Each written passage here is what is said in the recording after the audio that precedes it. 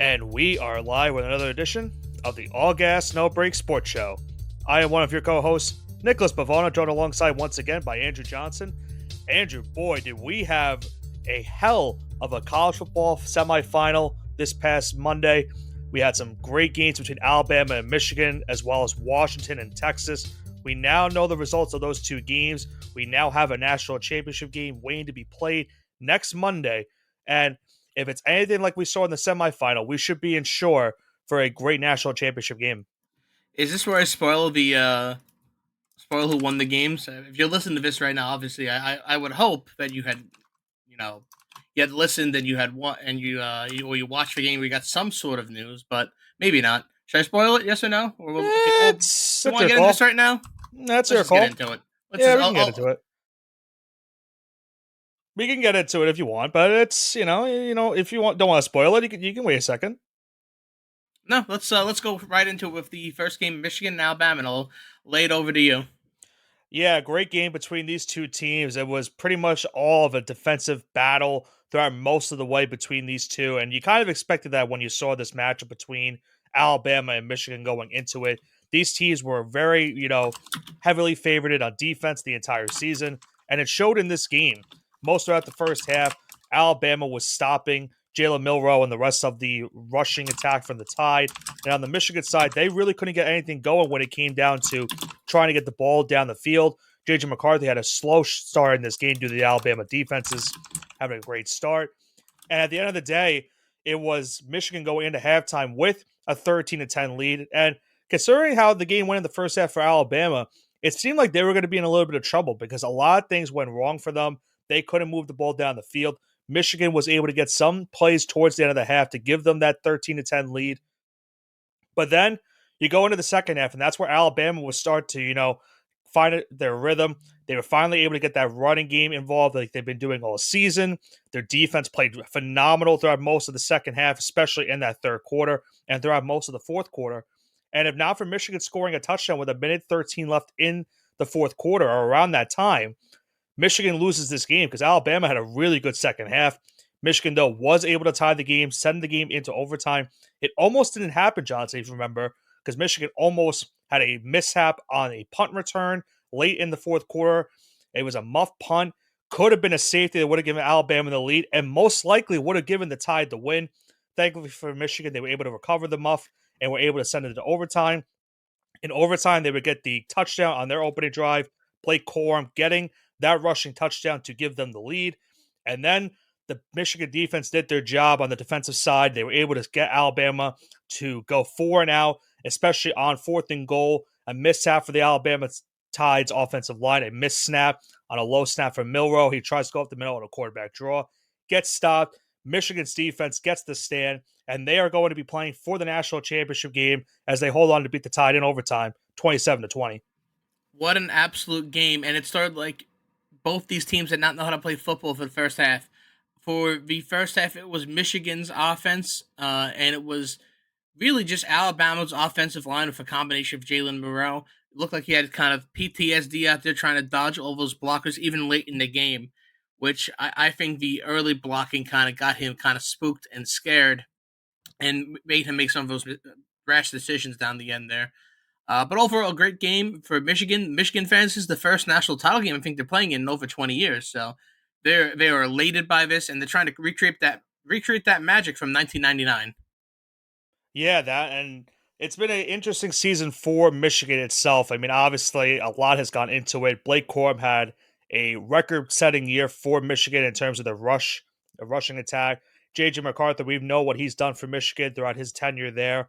Had a pretty strong effort in this one. 3 passing touchdowns, only 10 incompletions, 221 yards passing. And as I mentioned, their defense did just enough to hold on. Jalen Milroe and company really could not get the ball going rushing wise up until that second half, in which they were finally able to start getting things going. But a slow start kind of turned the Tide in. And unfortunately for them, their offensive line in this game, that was the difference maker for Alabama. They gave up a lot of sacks in the first half. A crucial mishap on a snap in that overtime cost them the game.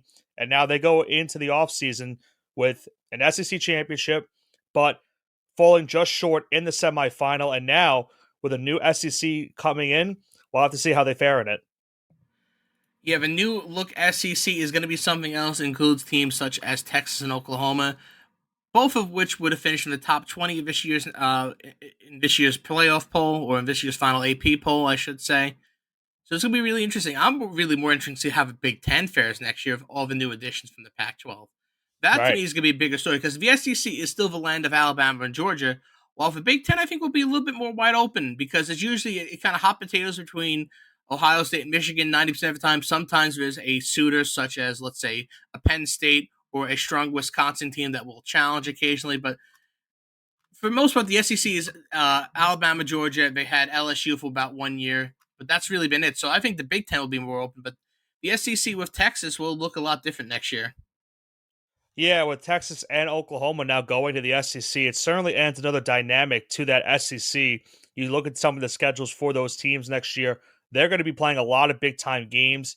And it really is going to be some fun times looking at this next season. We talked about it so many times with the football playoff format going to 12 teams as well. There's a good chance that you see maybe two, three SEC teams in the college football playoff next season, just because it looks like they're going to pretty much beat each other up and cancel each other out at the end of the day and try to get into the college football playoff. But on the Big Ten side of things now, when it comes down to it, for them, you have Michigan right now in the national championship game. They're going to be adding a bunch of teams as well. And one of those teams they're adding, Johnson, is the Washington Huskies.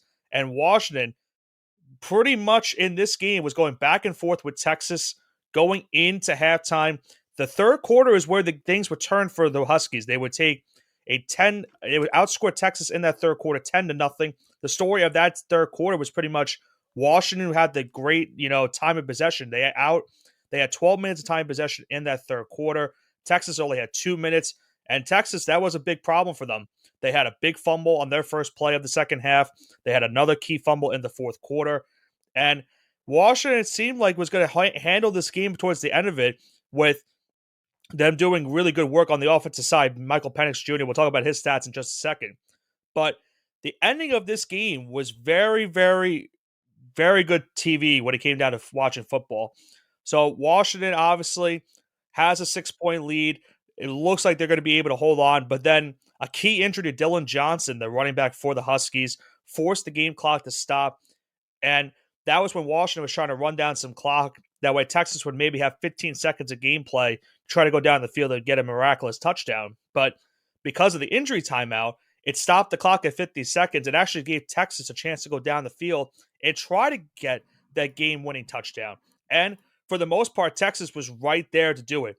They were inside the goal line with just about 15 seconds left. But Washington gets a huge stand towards the end of it, was able to hold off Texas and win this Sugar Bowl by a final of 37-31. They will now play Michigan in the national championship game.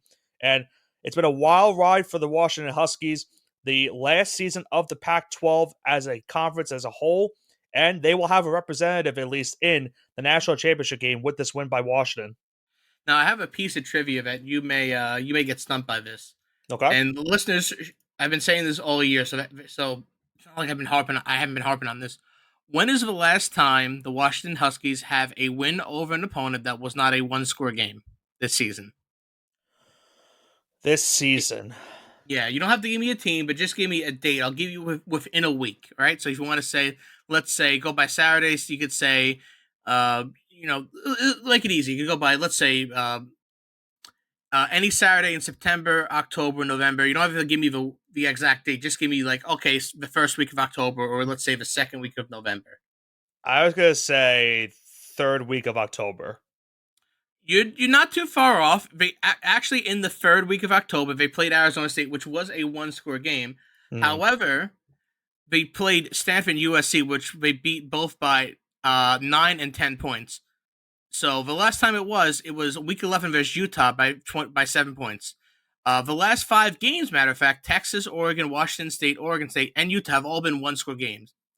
And if you want to extend the streak to they haven't won by more than 10, you'd have to look back to September 23rd versus Cal.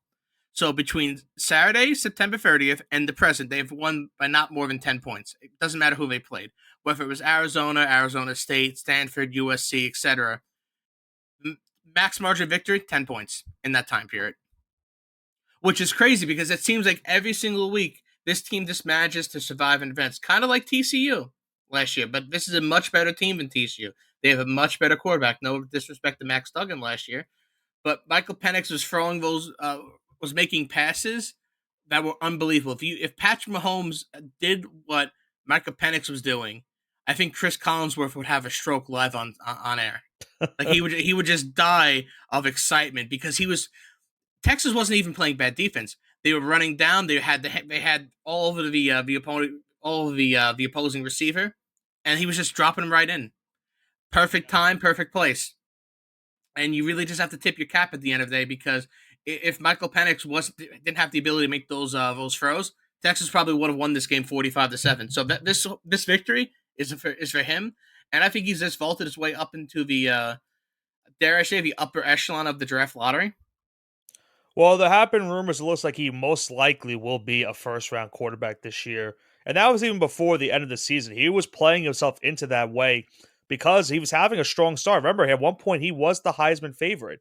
Then, as you mentioned, there were a couple close games for Washington towards the end of the season, and that kind of derailed his odds in terms of the Heisman, kind of lowered his draft stock a little bit as well, maybe towards the end of the first round instead of being in the middle of the first round. And with this performance, that certainly helps him now try to get a little bit better in terms of draft stock because, listen, he's been in college for a while. As we know, he was a transfer from Indiana. And keep in mind, Johnson, he has a win over Michigan in his career. The last time Michigan lost, I believe, a Big Ten conference game. Could be wrong about this stat, but I think the last time they lost a Big Ten conference game was to Indiana in 2020 with Penix at quarterback. So he knows how to beat the Wolverines in his previous history, but he'll have to do it once again to try to get a national championship. It's going to be a sight to see, and I can't wait until this national championship game. Shout out to the Texas Longhorns for having a great season. This is the best season Texas probably had in about close to 20 years, similar to Michigan. And I would say this is going to be the best season Washington's had in 20 years. But if you remember, back 10 years ago, they had a pretty good season. Can they actually write their destiny though this time? Can they actually make it to that title game, or can they? I'm sorry, could they Can they win win that the title champion? game? Yeah, can they win that title game? Excuse me, because that was the question about 10 years ago now. Right. And think about it for Washington. This would be their first national championship since 1991. And if you know, that was when they were splitting that national championship with the Miami Hurricanes. So they would like to hold a piece of their own history for a national championship. In Michigan, they're looking for their first national championship, I believe, since 1997, if I'm not mistaken. I could be It's the wrong with late '90s. It's I the could late be wrong. I '90s. should know I the wouldn't year know off off the the top top of of my my head, head. but I believe it is 1997. Um, And for Michigan, this is obviously they want to get a national championship as well. We know the history of Michigan the last couple of years. Um, it's been a lot of, can they win? Obviously, the big one. They've had some tough breaks in the college football playoff and even in regular season games, and they faltered towards these games. And now they're here at this point in the season. They're one win away from a national championship game. And that's even with the whole rumors about Jim Harbaugh maybe going back to the NFL. They fought through all this, especially with Harbaugh getting suspended during the season and all these allegations. And now they're one win away from a national championship. But the Huskies certainly will not be any slouches and try to contest them for that championship game. Now, since we've kind of revealed who the national championship game will be Washington and Michigan. This is the first national championship game since the 2014 season. So since January of 2015, that the national championship does not feature a team from the southern region of the United States. Remember, because Clemson's in South Carolina, so that if you have those Clemson winners, actually even crazier. Every single region, every single winner since the 2015 season has been from the southern region of the United States. So this is the first time in in almost a decade that they're not even playing for the title game. So this is a win for Northern football, a win for the Midwest, and a win for the Pacific Northwest. Yeah, and think about it also for these teams when it comes down to it. these teams are going to be in the Big Ten Conference next season. They will be seeing each other on the regular, and they will play each other next season. It was kind of funny going into that Texas and Michigan, Texas and Washington game.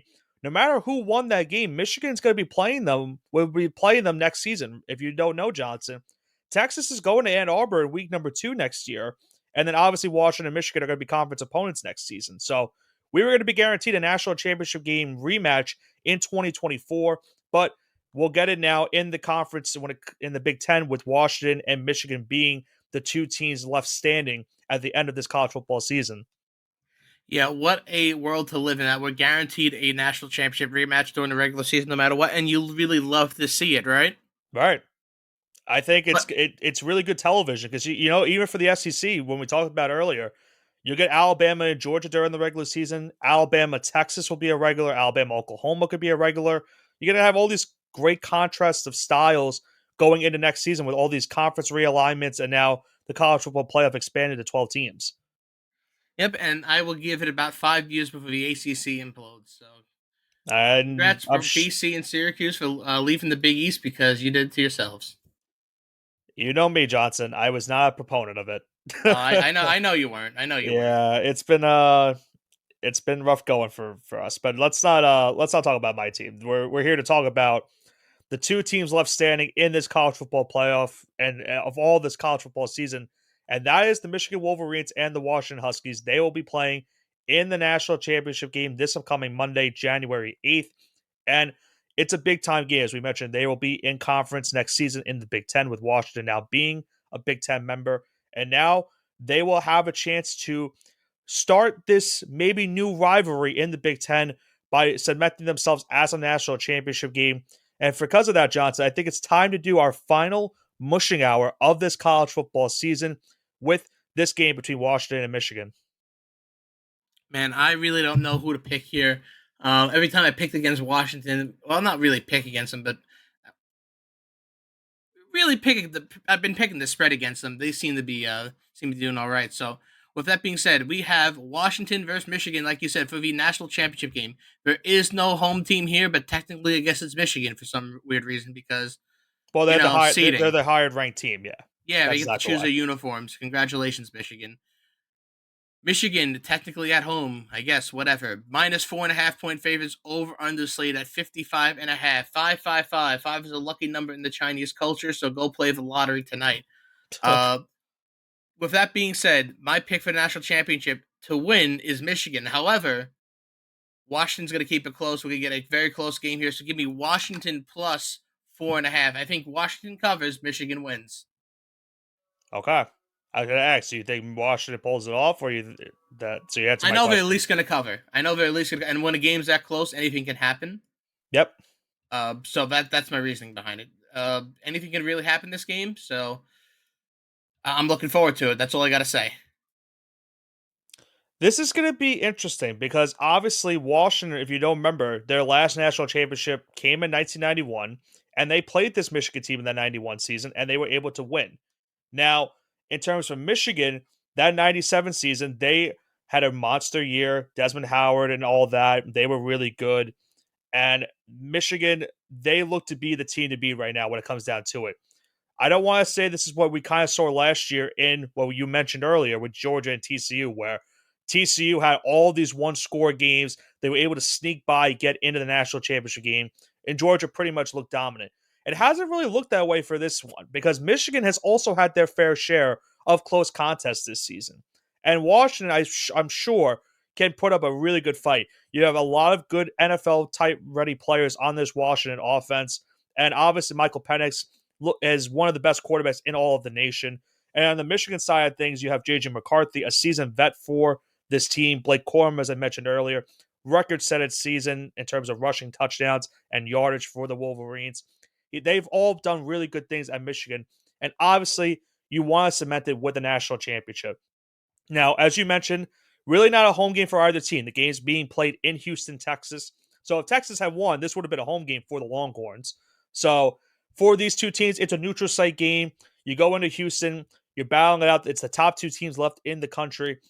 At the end of the day, for me, though, I think it comes down to the experience and who wins this game. And for me, I just think Michigan, based off of what they've done this season and how everything's gone for them, it looked like they were dead to rights against Alabama.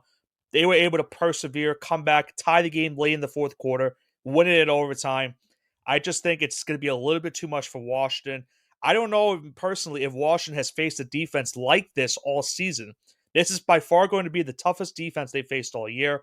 I think that will be just enough for Michigan to hold on and win this game, and they will win their first national championship since 1997. Oh, that's a bold prediction. Are you hoping we didn't bush him? Well, I'm not a Michigan fan. I know you used to be in a different lifetime. Um, Yeah, and this is but how you know if a fandom is dead when they're in the national championship. I'm not even excited. right. So it's I not think you like were I'm gonna you be a were fan. you Be were like, more oh yeah, I'm gonna like I'm gonna be a fan of this team. No, if they're good again, I'm gonna be a fan. Like, no, it doesn't work like that. It doesn't work like that, unfortunately.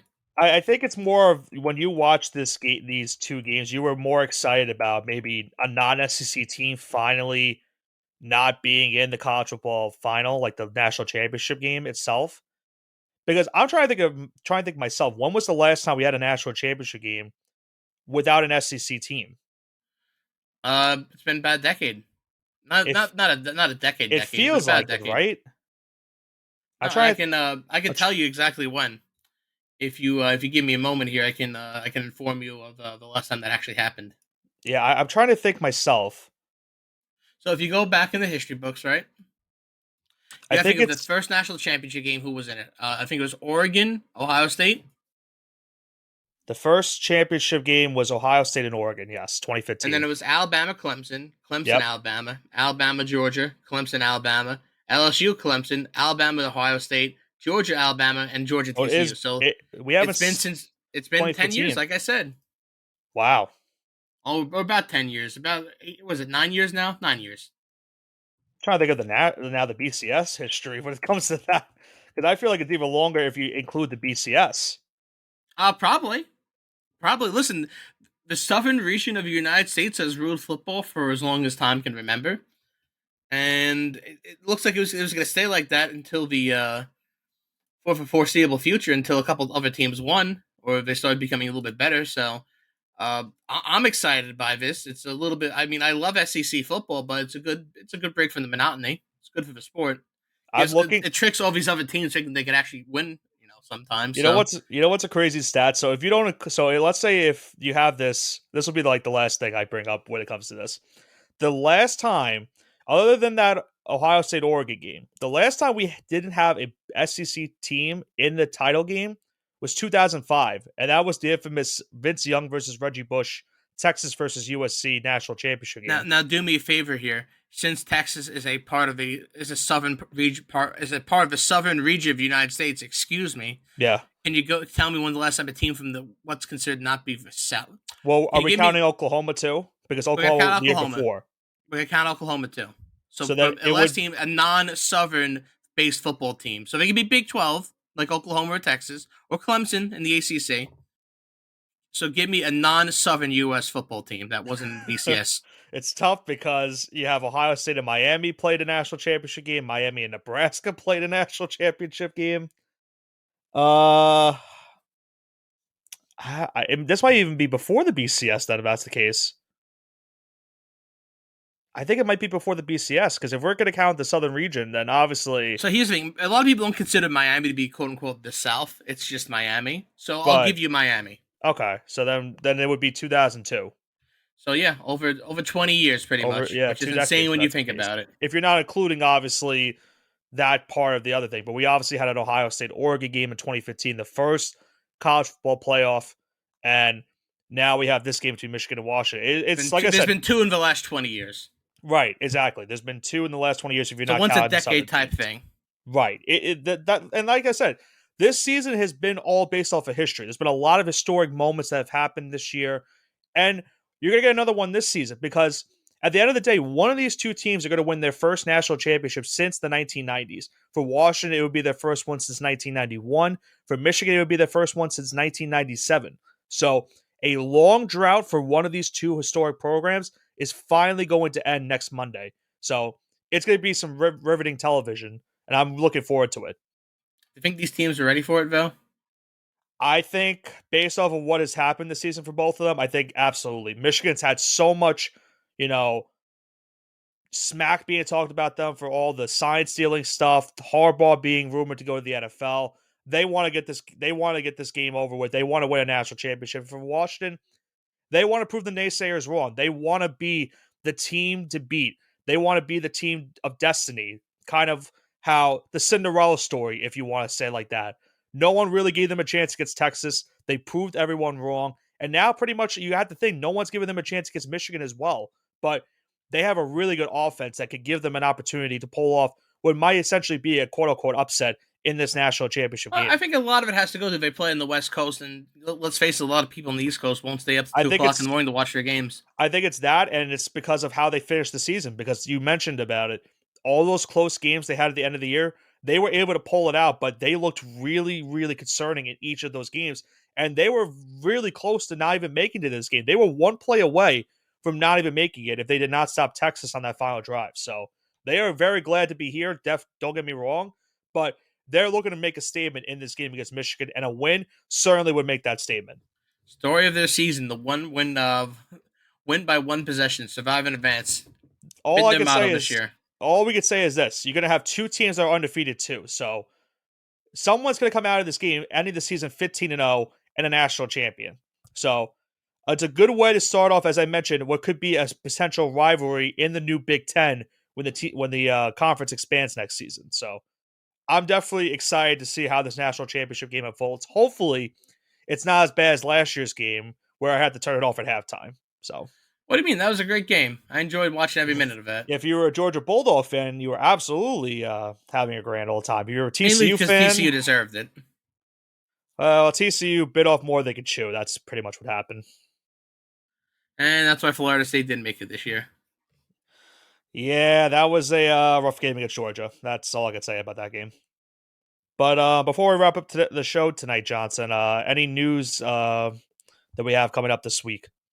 Yeah, I just want to plug again, like the previous show, that we are going to be at the Woodbridge Card Show this Sunday, January 7th. So it's going to be Sunday during football season. I know it's a lot. Listen, come out for some of the games. They'll come out We'll for have Red Zone on. Don't worry. yeah, don't worry, you won't miss a thing if you come and stop by. So it's the Woodbridge Card Show, 10 a.m. to 4 p.m. in the Hampton Inn, 370 Route 9 North, Woodbridge, New Jersey, 07095. The next sports card show will be Saturday, February 3rd, which I will not be attending because I would be in the Garden watching St. John's and UConn. So this will be the last Woodbridge show I'm here for at least the next 2 months. And I might be with you at MSG to watch that game. I'll find out. We'll have to stay tuned to find out. But other than that, Sunday will be definitely a good show coming up. And as I mentioned, we will have Red Zone on, so you will not miss any football action this week. I will try not to miss any football action as well, because as we all know, the NFL postseason is coming up as well. And we know how crazy the NFL season has been. It's just been as crazy as this college football season has been. So I'm very curious to see how Sunday turns out. And I'm very curious to see how this national championship turns out next Monday night. But that's going to do it for tonight's edition of the All Gas No Break Sports Show. A great semifinal, the last semifinal of the 14 playoff format in the college football playoff history. It expands to 12 next year. If it's anything like we've had this year, 12-team format should be a fun one next year. But now we know the final two teams. It's Michigan and Washington for this year's national championship. Who will come out with their first national championship since the 1990s? You'll have to tune in and find out next Monday, and we'll recap it next week here on the show on Tuesday. This has been Nicholas Pavona, joined alongside by Andrew Johnson with the All Gas No Break Sports Show. Have a great rest of your week.